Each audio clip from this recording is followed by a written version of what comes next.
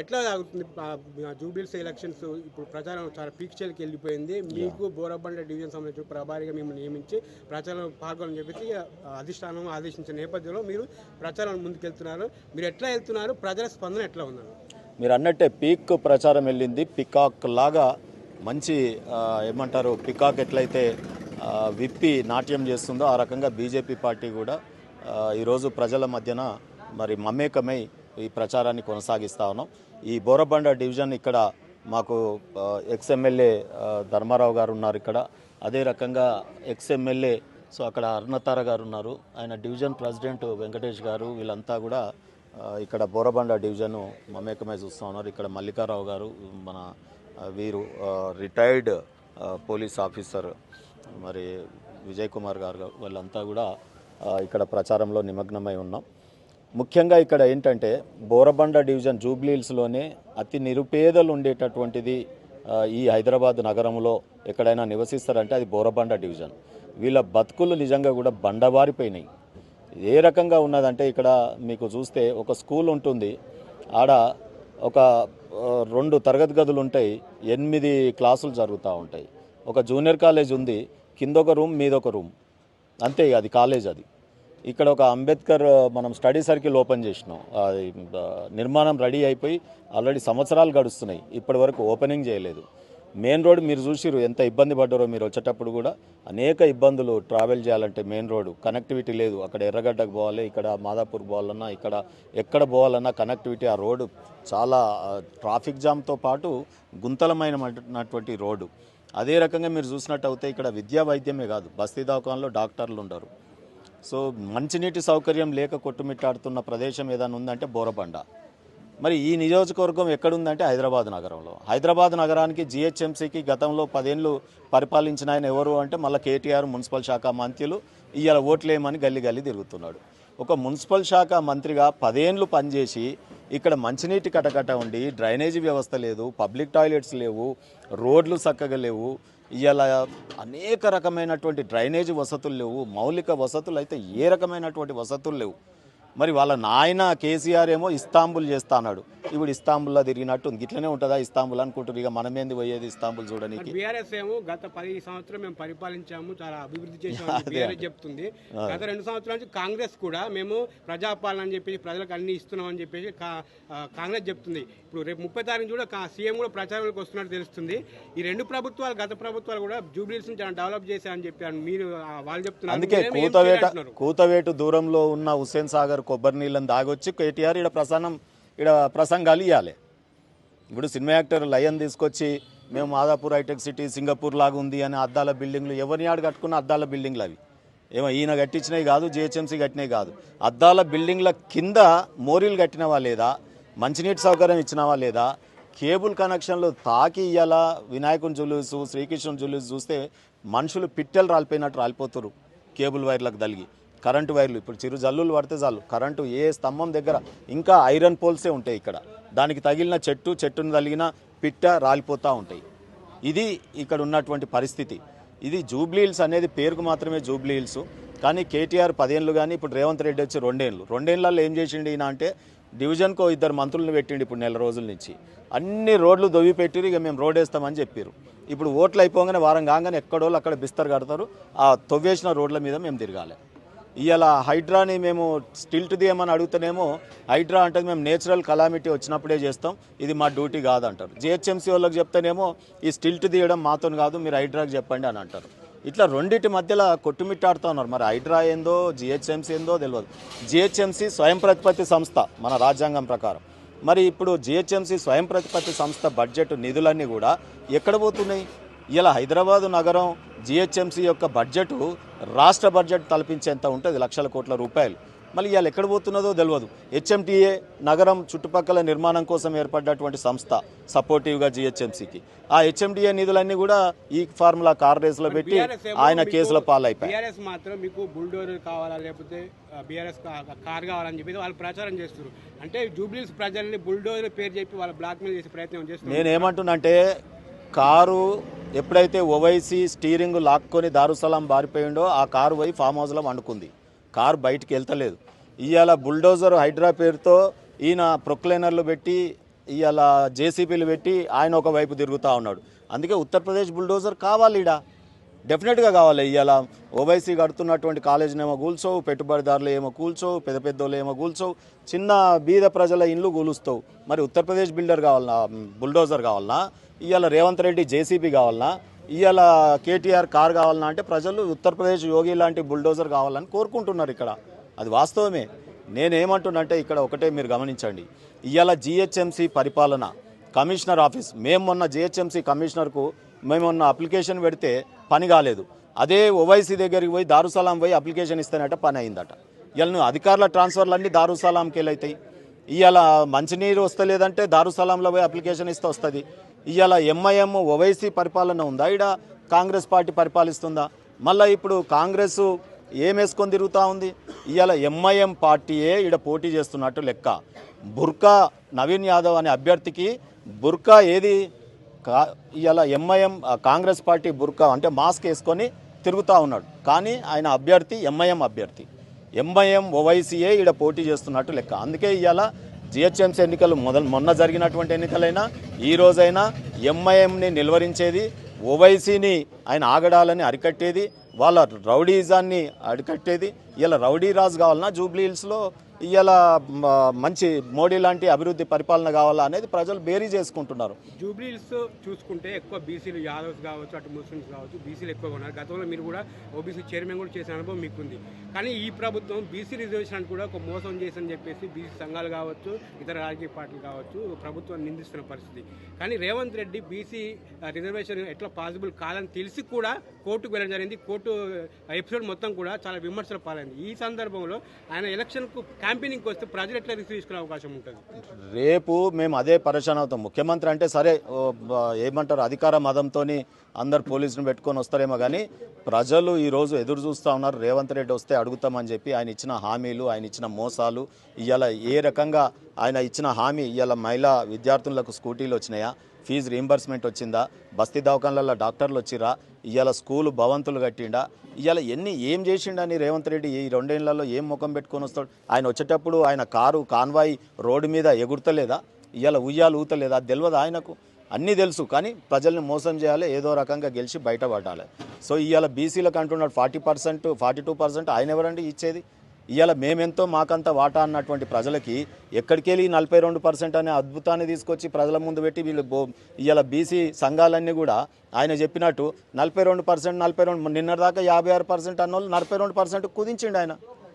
ఇవాళ బీసీలను మోసం చేయడానికి ఆయన కామారెడ్డి డిక్లరేషన్లో ఎంబీసీలకు ఒక మంత్రిత్వ శాఖ అన్నాడు. ఇవాళ 20,000 కోట్ల రూపాయలు సంవత్సరానికి అన్నాడు. మరి ఇచ్చిండా 20,000 కోట్ల రూపాయలు ఈ 2 ఏళ్లలో? అవి ఇస్తే ఈ రిజర్వేషన్లు ఎందుకు? ఇదంతా ఎందుకు? ఇప్పుడు దేశంలో ఇవాళ ఓబీసీలు కొట్లాడేది ఎందుకు? ముఖ్యమంత్రులు కావాలని, మంత్రులు కావాలని, ఎమ్మెల్యేలు కావాలని, అదే కదా, రాజకీయ ప్రాధాన్యం కోసమే కదా. ఇవాళ నేను ఒకటే మిమ్మల్ని అడుగుతా ఉన్నాను, విద్యలో రిజర్వేషన్స్ బీసీలకి నేను చదివిస్తా అని వచ్చేటటువంటి ఏ కులస్తుడైనా, రోడ్డు మీద ఉండేటటువంటి సంచార జాతుల పిల్లల్ని కూడా ఈ దేశానికి నా పిల్లల్ని నేను చదివిస్తా అని వస్తే ఈ ప్రభుత్వాలు విద్యను కల్పియమను. ఈరోజు రిజర్వేషన్లు అక్కర్లేదు విద్యల బీసీలకు. ఇవాళ నువ్వు సంవత్సరానికి 20,000 కోట్లు ఇస్తా అన్నావు. ఇవాళ మాకు అడకతిన అవసరం లేదు, ఎంపవర్మెంట్ బిల్లు అక్కర్లేదు, ఎంప్లాయ్మెంట్ బిల్లే అక్కర్లేదు. ఇవాళ 2 పోతాయి. రాజ్యాధికారం నీ మంత్రి పదవులలో క్యాబినెట్లో నీ చేతుల్లోనే ఉన్నది కదా. ఇవాళ మోడీ గారు ప్రధానమంత్రి బీసీ అయితే ఆయన క్యాబినెట్లో జనాభా ప్రాతిపదికగా బీసీలను క్యాబినెట్ మంత్రులు చేసే, ఎస్సీలు ఎంత జనాభా ఉంటే అంతమంది మంత్రులను చేసే, ఆదివాసీ బిడ్డలను అయితే ఏకంగా రాష్ట్రపతి పదవి వరించింది. ఈరోజు ఉపరాష్ట్రపతి పదవి మనం బీసీలకు ఇచ్చినాం. క్యాబినెట్లో 27% బీసీలకు ఇచ్చినాం. సాక్షాత్తు ప్రధానమంత్రి ఓబీసీ. ఇవాళ అదే రకంగా మీరు చూసినట్టయితే మధ్యప్రదేశ్, హర్యానా అనేక మంది బీసీ ముఖ్యమంత్రులను ఈ పార్టీ అందిస్తుంది. ఈ రాష్ట్రంలో కూడా మొన్న మేము గెలిచుంటే ఓబీసీ ముఖ్యమంత్రి అయ్యేవాడు. ఈ రకంగా ముఖ్యమంత్రి, ప్రధానమంత్రి పదవులను సైతం, క్యాబినెట్ మంత్రులు సైతం ఇస్తా ఉన్నాం. నీకు నిజంగా చిత్తశుద్ధి ఉంటే, ఓబీసీల పట్ల ప్రేమ ఉంటే ఆ పీసీసీ ప్రెసిడెంట్ నువ్వు తీసుకో, పార్టీ నీ చేతిలో పెట్టుకో, ఇలా బీసీ ముఖ్యమంత్రిని చెయ్యి. లేదు అది నీ కుర్చీ నీకు శాతనైతే లేదు, నీకు అంత ప్రేమ లేదు అనుకుంటే నీ క్యాబినెట్లో ఇమీడియట్గా ఇంకో 4 బీసీలను తీసుకో, అప్పుడు రా మాట్లాడు మాతో. ఇంతలా బీసీ నినాదం ఎత్తుకున్నటువంటి బీజేపీ ఎందుకు జూబ్లీ హిల్స్లో ఒక బీసీకి ఇవ్వలే అని చెప్పేసి ప్రతిపక్షాలు అందరూ విమర్శిస్తున్నారు. ఏం చెప్తారు? ఈ 1-2 సీట్లు కాదండి, మేము బీసీలము ఎన్ని సీట్లు ఎంపీలకు ఇచ్చినాం. మేము బీసీలకు రాజ్యాధికారంలోకి వస్తే మంత్రులు ఎంతమంది, మేము ఎక్కడున్నాం? దేశంలో ఉన్నాం. దేశంలో ఓబీసీలకి 27% మంత్రుల్ని చేసినామా, క్యాబినెట్ మంత్రుల్ని. ఎన్సీబీసీకి చట్టబద్ధత కల్పించినామా? ఇంకో కీ పోస్ట్ ఉపరాష్ట్రపతి పదవి ఇచ్చినామా? అసలు ప్రధానమంత్రి కన్నా పదవి కన్నా మించింది ఈ ప్రపంచంలో ఏదైనా ఉందా? గంత పెద్ద పదవినే ఇంత పెద్ద దిల్దార్గా ఇచ్చినటువంటి పార్టీ బీజేపీ పార్టీ. నీకు ఒక ముఖ్యమంత్రి పదవి ఇయ్యనికి చేస్తున్నాడు రాహుల్ గాంధీ గారు. నీ ప్రతిపక్ష హోదా ఇయ్యి, నీ పార్లమెంట్లో నీ పదవిని త్యాగం చేసి ప్రధానమంత్రి ఓబీసీని బీజేపీ పార్టీ ఇచ్చింది కదా. కాంగ్రెస్ పార్టీకి దమ్ము ధైర్యం ఉంటే రాహుల్ గాంధీని పక్కకు పెట్టి ఎల్పీ లీడర్గా పార్లమెంట్లో ఎల్పీ ఫ్లోర్ లీడర్గా రాహుల్ గాంధీ కాదని ఒక ఓబీసీ బిడ్డని ఇయ్యమని అప్పుడు మాతో మాట్లాడే నైతిక హక్కు వాళ్ళకు వస్తుంది. ఎక్కడదండి వాళ్ళు పాటించేది లేదు, ఆచరణ లేదు. ఇవాళ ఇక్కడ రేవంత్ రెడ్డి గారు ఏది నిన్న ఎక్సైజ్ పాలసీలో ఒక్కడికి లాటరీ వెళ్తే వాడు ఆనంద బాష్పాలట, 100 మంది ఏమో ఏడ్చుకుంటా ఇళ్ళకి పోతున్నారు. ఈ లాటరీ సిస్టమ్ ఏందండి? ఎక్సైజ్ పాలసీలో ఎక్కడైనా లాటరీ కలెక్టర్ తీయడం ఏంటి? కలెక్టరు ఆ చిట్టీలేసి ఊళ్ళల్లోనేమో ఫైనాన్సులు అవి ఇవి చిట్టీలు అవి చేస్తేనేమో వాళ్ళని కేసులు పెట్టి లోపలేస్తారు. ఇవాళ ఈ ప్రభుత్వంలో నిన్న ఈ లాటరీ సిస్టమ్ పెట్టినటువంటి వాళ్ళని లోపలేయాలన్నా వద్దా నువ్వు చెప్పు? ఇవాళ 3 లక్షలు కట్టాలట అందరూ 100 మంది, దాంట్లోకి వెళ్ళి కొంతమందిని తీస్తారు, మిగతా వాళ్ళు ఏడ్చుకుంటే ఇంటికి పోవాలి, వచ్చినోడు నవ్వుకుంటా ఇంటికి పోవాలన్నా? ఇదేంది పాలసీ? నాకు అర్థం కాదు. దానికి ఏదన్నా టెండర్ పెడితే టెండర్ పాలసీలో ఎవరు ఎట్లా వాడుకుంటే వస్తాయి, ఓపెన్ టెండర్స్ ఉండాలి. రెండోది ఏంటి, నీకు బెల్ట్ షాపులు బోరబండలో చూడియాలా ఎన్ని బెల్ట్ షాపులు ఉన్నాయి? నీకేందన్నా రోడ్డు మీద పోతుంటే ట్రాఫిక్ జామ్ ఏడైతుంది? వైన్స్ల ముంగట అవుతుంది. ఇలా మందుల షాపుల ముందు లైన్లు ఉన్నాయి, వైన్ షాపుల ముందు లైన్లు ఉన్నాయి. స్కూళ్ళల్లోనేమో పిల్లలు, ప్రభుత్వ స్కూళ్ళల్లో పిల్లలు రావడానికి భయపడుతున్నారు, జూనియర్ కాలేజీలో పిల్లలు రావడానికి భయపడుతున్నారు. ఆడ మారక ద్రవ్యాలు గతంలో బీఆర్ఎస్ ప్రభుత్వంలో, ఈరోజు కాంగ్రెస్ ప్రభుత్వంలో ఏది ప్రభుత్వ స్కూళ్ళల్లో కానీ కాలేజీలలో కానీ పిల్లల్ని చదివియాలంటే ఎక్కడ మాదక ద్రవ్యాలకు బాన్స్ అయిపోతారో పిల్లలు చేతికి రాకుండా ఇవాళ ఆత్మహత్యలు సూసైడ్లు చేసుకుంటున్నారు చదివే పిల్లలు. ఇలా తల్లిదండ్రులు ఆత్మహత్యలు చేసుకుంటారు పిల్లల గోస చూడలేక. ఇది మాదక ద్రవ్యాల మయం చేసిరు. ఇదే పెద్ద ఎక్కడనో ఆఫ్రికన్ కంట్రీస్లోనో లేకపోతే ఇంకెక్కడనో ఉండేటటువంటి దాన్ని ఇక్కడ తీసుకొచ్చి పెట్టినారు. మొత్తం ఇక్కడ జూబ్లీహిల్స్ నగరం కాదండి, అటవీ జాతుల కంటే ఇలా ఇంకా అతి హీనంగా బ్రతుకుతూ ఉన్నారు మనుషులు. సో అందుకనే ఎవరన్నా ఈ ప్రపంచంలో స్టడీ టూర్ చేయాలనుకుంటే, రీసెర్చ్ చేయాలి, బీదరికం ఎక్కడుంది అని అనుకుంటే అది బోరబండలో ఉంది, జూబ్లీహిల్స్లో ఉందని నగరంలో ఎంత సిగ్గుచేటండి. ఇవాళ నేను కేటీఆర్ గారిని ఒకటే సవాల్ చేస్తున్నా. కేటీఆర్ గారు మాటలు రాయుడు, రేవంత్ రెడ్డి కోతలు రాయుడు. అందుకే రైట్ రాయల్ కిషన్ రెడ్డి గారి కాన్స్టిట్యున్సీ తిరుగుతూ ఉన్నాడు ఆయన. ఇవాళ ఎంపీ లాడ్స్ నిధులు ఎన్ని ఖర్చు పెట్టినాం? ఇవాళ సికింద్రాబాద్ రైల్వే స్టేషన్ చూడు, చెల్లపల్లి రైల్వే స్టేషన్ చూడు. ఇవాళ నీ నాలా డెవలప్మెంట్కి ఎవడిస్తున్నాడు? కేంద్రం పైసలు ఇస్తుంది. సన్న బియ్యం ఫోటోలు దిగుతా ఉన్నారు మంత్రులు, మేము సన్న బియ్యం ఇచ్చినామని. ఆ బియ్యం ఎక్కడి అండి? కేంద్రం ఇచ్చింది. ఇవాళ అనేక పథకాలు మేము చేస్తూ ఉన్నాం. ఇవాళ చిన్న చిరుజల్లు పడితే చిన్న పిల్లలు చచ్చిపోయేది, కొట్టుకుపోయేది ఏడా అంటే జూబ్లీహిల్స్ నియోజకవర్గం డ్రైనేజ్లల్లా. ఇది మరి కేటీఆర్ ఒక్కనాడన్నా వర్షం పడేటట్టు అప్పుడు తిరిగిండా నాలల్లో? రేవంత్ రెడ్డి తిరుగుతుండా? మరి కిషన్ రెడ్డి ఎప్పుడు కూడా గల్లీలు ఉంటుండు, ఢిల్లీలో ఉంటుండు. మరి రెండు ఎట్లా చేయగలుగుతున్నాడు? గా రకంగా పని చేయాలి కదా. అందుకే ఈరోజు కిషన్ రెడ్డి గారి పనితీరుని ఇవాళ అదే రకంగా జూబ్లీహిల్స్లో రాష్ట్రంలోనే ఒక బీజేపీ వేవ్ ఆల్టర్నేటివ్గా ఆయన బీఆర్ఎస్ వద్దనుకొని 10 ఏళ్లలో ఆ దుర్మార్గమైన పరిపాలనని వద్దనుకొని ఇష్టపడి కాదు రేవంత్ రెడ్డిని గెలిపించింది మొన్న. ఇవాళ కష్టమైనా సరే ఫస్ట్ ఆ బీఆర్ఎస్ కేసీఆర్ పీడ విరగడ కావాలని దీనికి ఓట్లేసిరే తప్ప వాళ్ళ మీద ప్రేమ ఉండి కాదు. 2 ఏళ్లలోనే వాళ్ళది కూడా బయటపడ్డది. ఇప్పుడు అది కూడా మునిగిపోయింది. బీజేపీ వైపు ఆల్టర్నేటివ్గా ప్రజలు ఈ తెలంగాణ రాష్ట్రం కొట్లాడి తెచ్చుకున్నాం. ఈ అయ్యో తెచ్చిన తెలంగాణ రాష్ట్రం గిట్లయిపోవట్టే కాంగ్రెస్ను చూసినాం, ఇక బీఆర్ఎస్ను చూసినాం, ఇక ఇప్పుడు బీజేపీనే చూడాలి.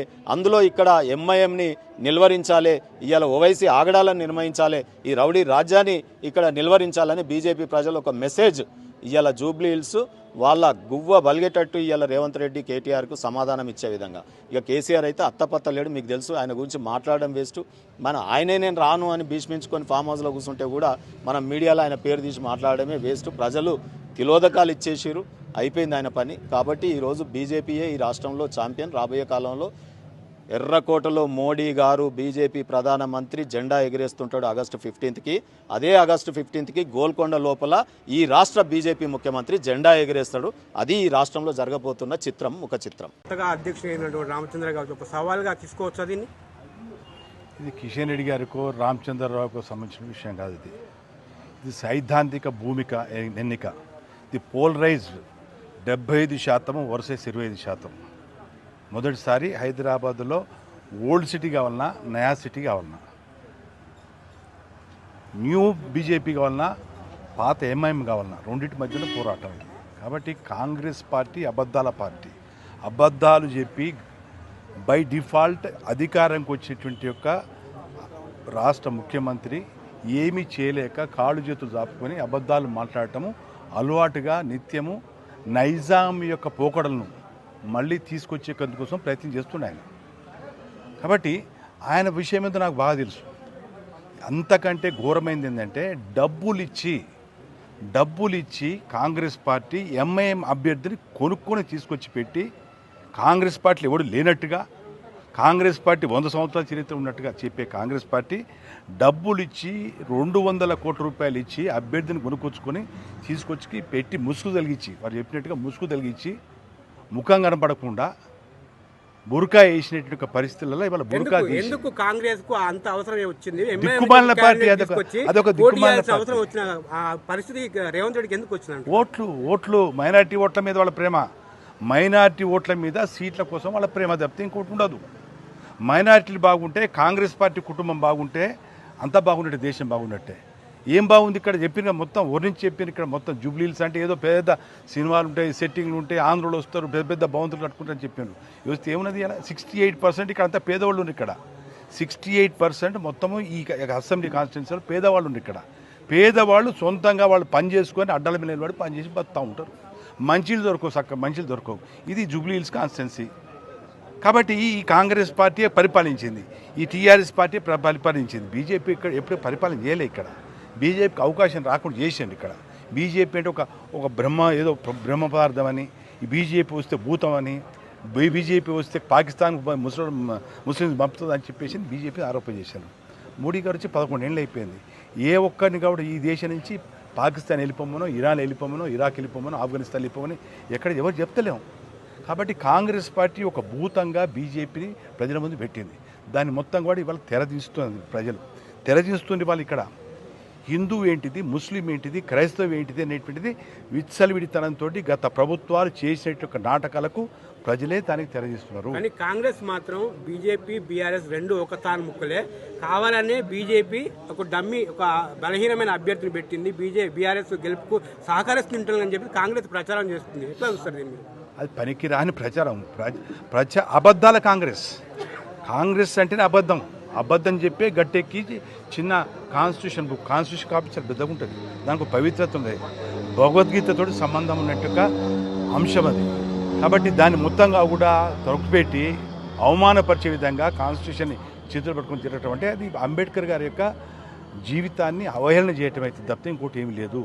అంబేద్కర్ మహనీయుడు ఆనాడు రాసినటువంటి ఒక రాజ్యాంగాన్ని అవమానపరుస్తూ రోడ్ల మీద పట్టుకొని తిరిగి చివరస్థాలలో ఒక బైబిల్గా, ఒక భగవద్గీతగా భావించేటువంటి ఒక కాన్స్టిట్యూషన్ కాపీని బలహీనపరుస్తూ ప్రజాస్వామ్యాన్ని హేళన చేస్తూ చేస్తున్న ఒక పార్టీ కాంగ్రెస్ పార్టీ చెప్పేటివన్నీగా కూడా పరిణీతి అంటే ఇతరుల కోసం చెప్తుంది. కాంగ్రెస్ పార్టీ తాను ఆచరించదు, అవమానపరుస్తుంది, పేదవాళ్లను ఓటు బ్యాంక్ కింద చేస్తుంది, తాగుబోతులు చేస్తుంది. ఇవాళ చెప్పిన కదా, 1 లక్ష దుకాణాలు, 1 లక్ష అప్లికేషన్లు వస్తే 3,000 కోట్ల రూపాయలు వాళ్ళ చేతులకు వచ్చినాయి. అంటే తాగుబోతులు చేస్తే కోసమే కదా నువ్వు చేసేది రేవంత్. కాబట్టి జూబ్లీహిల్స్లో పేదవాళ్ళని తాగుబోతులు చేయాలి, తాగుబోతులకు తోటి ఓట్లు వేయించుకోవాలి అనేటువంటి లక్ష్యమే ఈ రెండు పార్టీలు. కానీ బీజేపీ ఆ రకం కాదు. BJP different. ప్రతి పేదవానికి జూబ్లీహిల్స్లో క్రైస్తవైనా, హిందువైనా, సిక్ అయినా, హిందూ అయినా అందరికీ కూడా ఉచితంగా బియ్యము గత 6 సంవత్సరాల నుంచి 7 సంవత్సరాల నుంచి వస్తున్నాయి. ఇంకా 4 సంవత్సరాలు రాబోతున్నాయి. మొత్తం 10 సంవత్సరాల పాటు ఉచితంగా బియ్యము. ప్రపంచంలో ఈ పథకం ఎక్కడ లేదు. ప్రపంచంలో పేదవానికి ఎక్కడ ఆకలి వేసినప్పుడు కూడా భారతదేశంలో ఎక్కడ కూడా అలమటించే అవకాశం లేదు. కొన్ని పథకాలు మాత్రమే కేంద్రం ఇస్తుంది. ఒకవేళ ఈ జూబ్లీ కాన్స్టిట్యూన్సీ డెవలప్ కావాలంటే మీ అభ్యర్థి కంపల్సరీ గెలవాలి. గెలిస్తే మాత్రం ఉన్న ప్రభుత్వం అయినా కానీ సపోర్ట్ చేయాలి. ఆ పరిస్థితి ఉందా? గెలిస్తే వాడు చేసినా వాడు చేయకున్నా మెడలు వంచి చేయించిస్తాం. కాబట్టి ఢిల్లీలో బీజేపీ సర్కార్ ఉంది. 60% ప్రతి పథకానికి 60%, 40% నిధులు కేంద్ర ప్రభుత్వం చూస్తాయి. లేకపోతే మొత్తం వీళ్ళంతా సాపేసుకొని పండుకుంటోళ్ళే. కాబట్టి ఈ రకంగా దుర్మార్గంగా వచ్చే పథకాలు మొత్తం కూడా ఇక్కడ అమలుపరచకుండా ఒక ఉదాహరణ చెప్తాను నేను. ఏదైతే ఆరోగ్యం విషయంలో ఆయుష్మాన్ భారత్ ఈ దేశంలో 62 కోట్ల 140 కోట్ల జనాభాలో 62 కోట్ల ప్రజలకు అందుబాటులో తీసుకొచ్చినటువంటి అతిపెద్ద ప్రపంచంలో అతిపెద్ద ఆరోగ్య పథకాన్ని ఈ రాష్ట్రంలో అమలుపరచకుండా గతంలో టీఆర్ఎస్ కానీ ఇప్పుడు కాంగ్రెస్ కానీ అడ్డుపడ్డది. పేదవాళ్లకు ఆరోగ్యం బాగుపడితే బాగుండదు. వాళ్ళకు ఎప్పుడుగా కూడా ఆరోగ్యాన్ని చుట్టూ కాయిదాలు పట్టుకొని తిరగాలి. ఆఫీసుల చుట్టూ కాయిదాలు పట్టుకొని తిరుగుతూ ఉంటే, ఎమ్మెల్యే చుట్టూ తిరుగుతూ ఉంటే, ఎంపీ చుట్టూ తిరుగుతూ ఉంటే వాళ్ళకి నిద్రపడుతూ ఉంటుంది. కాబట్టి పేదవాడు బాగుండాలనే అవసరం లేదు. కాబట్టి ఎందుకు ఇంప్లిమెంట్ చేస్తలేవు ఇక్కడ? ఇది బీజేపీ రచిస్తుంది, తప్పనిసరి మెడలు ఉంచుతాం. కాబట్టి ఇదంతా కాంగ్రెస్ పార్టీ ఇక ఉండదు. కాంగ్రెస్ పార్టీ ఖతమైపోతుంది. ఈ మిగిలిపోయినటువంటి ఏమున్నది దేశం మొత్తం మీద పనికిరాని ఈ 2 రాష్ట్రాలు, దక్షిణ భారతదేశంలో ఉన్నటువంటి కర్ణాటక కావచ్చు, తెలంగాణ కావచ్చు, అటు పక్కపోతే హిమాచల్ కావచ్చు, చిన్న రాష్ట్రం. ఈ 3 రాష్ట్రాల్లో కాంగ్రెస్ పార్టీ బై డిఫాల్టే కులగణన పేరుతో. కులగణన ఏమున్నది? ఆల్రెడీ రిజర్వేషన్స్ ఉన్నాయి. కులగణన ఆల్రెడీ యాక్సెప్టెడ్. అది దాంట్లో నువ్వు వచ్చి ఏదో నేనే చేసినా, నేనే ఇప్పుడు కులం తీసుకొచ్చి పెట్టినా, ఆయన మా కులం మారదు, మతం మారుతారు, కులం మారదు. పిచ్చి మాట మాట్లాడుతున్నారు. చాలా విచిత్రం. కులం మారినట్టుగా చెప్తా ఉండు. ఆయన ప్రధానమంత్రి గారికి ఆరోపణ చేస్తాడు. అంటే రేవంత్ రెడ్డికి అడ్వకేట్ జనరల్ కావచ్చు, లా వ్యవస్థ చాలా గట్టిగా ఉంటుంది. కానీ ఇవన్నీ రేవంత్ రెడ్డికి తెలియకని ఇవన్నీ చేసిరంటారా? ఎందుకు తెలిసి చేస్తున్నాడు, నాటకాలు చేస్తున్నాడు, అవమానాలు చేస్తున్నాడు. బీసీలను ఇంకా బలహీన పరిచయం కోసము భాగోతం చూస్తున్నాడు. భాగోతం వెనకటి ఉండేది, పగటేసగాలు లెక్క ఉండేది. వీళ్ళు పగటేసగాలు, రాత్రేసగాలు 2. కాబట్టి పగటి కానీ రాత్రి కానీ ఏది చేసినప్పుడు కూడా బీసీలు మోసం కాకుండా కాపాడే పార్టీ నిజమైనటువంటి పార్టీ. కేంద్ర మంత్రివర్గంలో 28 మంది మంత్రులు. కేంద్రంలో మొదటిసారి గత 75 ఏళ్ళ స్వాతంత్రం తర్వాత బలహీన వర్గాలకు భారీ స్థాయిలో కేంద్రంలో క్యాబినెట్ మంత్రి ఇచ్చిన వ్యవస్థ మోడీ గారికి లభించింది. కాబట్టి ఏదైతే చెబుతుందో అది చేసి నిర్వహించే పార్టీ భారతీయ జనతా పార్టీ. అబద్ధాలను మేము ప్రోత్సహించము, అబద్ధాలతోటి పార్టీ నిర్మాణం చేయము. నిజాయితీతోటి, నిబద్ధతతోటి, చట్టబద్ధంగా, ధర్మబద్ధంగా ఈ దేశం పట్ల, దేశంలో అభివృద్ధి అనేటువంటిది చేసి చూపించే పార్టీ భారతీయ జనతా పార్టీ. కాబట్టి ఇవాళ పరుగులు వేస్తుంది, అభివృద్ధి లేవు. అంతర్భాగంగా ఈరోజు తెలంగాణను భారతీయ జనతా పార్టీ కబ్జా పెడుతుంది. రాబోయే ప్రభుత్వం భారతీయ జనతా పార్టీ ప్రభుత్వము. ఈ కూలిపోయే ప్రభుత్వం కాంగ్రెస్ ప్రభుత్వము, అమ్ముడుపోయే ప్రభుత్వం, అబద్ధాల ప్రభుత్వము. కాబట్టి ఇక్కడ ఎల్లైనా పుల్లైనా క్యాండిడేట్ అనేటువంటిది కాదు. బలహీన వర్గాలకు మీరు అడిగిన ఇంతకుముందు బలహీన వర్గానికి క్యాండిడేట్ భారతీయ జనతా పార్టీ టికెట్కి ఎవరు ఇవ్వాలో భారతీయ జనతా పార్టీ నిర్ణయిస్తుంది. వాడు నిర్ణయించేది కాదు.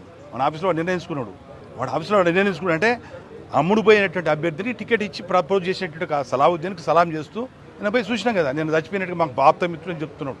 చాలామంది చచ్చిపోతున్నారు. మీ కాంగ్రెస్ వాళ్ళు ఎవరింటికన్నా పోతున్నావు నువ్వు? ఇప్పుడు ఓట్లు వచ్చినాయి కాబట్టి పట్టుకుని బతిలాడతాం. కాంగ్రెస్ ప్రభుత్వంలో మంత్రుల మధ్య పడటం లేదు. వాళ్ళకే సెటిల్మెంట్లు దందాల గురించి పంచాయతీ సెంట్రల్ వరకు సోనియా గాంధీ, రాహుల్ గాంధీ వరకు కూడా పోతున్నాయి. వాళ్ళు సేఫ్ చేసుకోలేని పరిస్థితిలో ఉన్నారు. కాబట్టి దాన్ని బీజేపీ కరెక్ట్గా క్లైమ్ చేసుకోలేదని చెప్పేసి ఒక విమర్శ వస్తుంది. ఎట్లా చూస్తారు దీన్ని? అవన్నీ పనికిరాని విషయాలు. అని పార్టీ వాళ్ళు ఏం చేసుకుంటారు? వాళ్ళు తింటారా, పంటరా, పొరుగుతారా, కింద పడతారా, వాళ్ళు పందుతో సమాసం చేస్తారా, వాళ్ళు ఏమని చేసుకునే మాకు సంబంధం లేదు. అది కూలిపోయే పార్టీ అని చెప్పిన ఆ పార్టీ గురించి నేను మాట్లాడాల్సిన అవసరం లేదు. అది ఎంత తక్కువ మాట్లాడితే ఆ పార్టీ గురించి అంత మంచిది. మొత్తంగా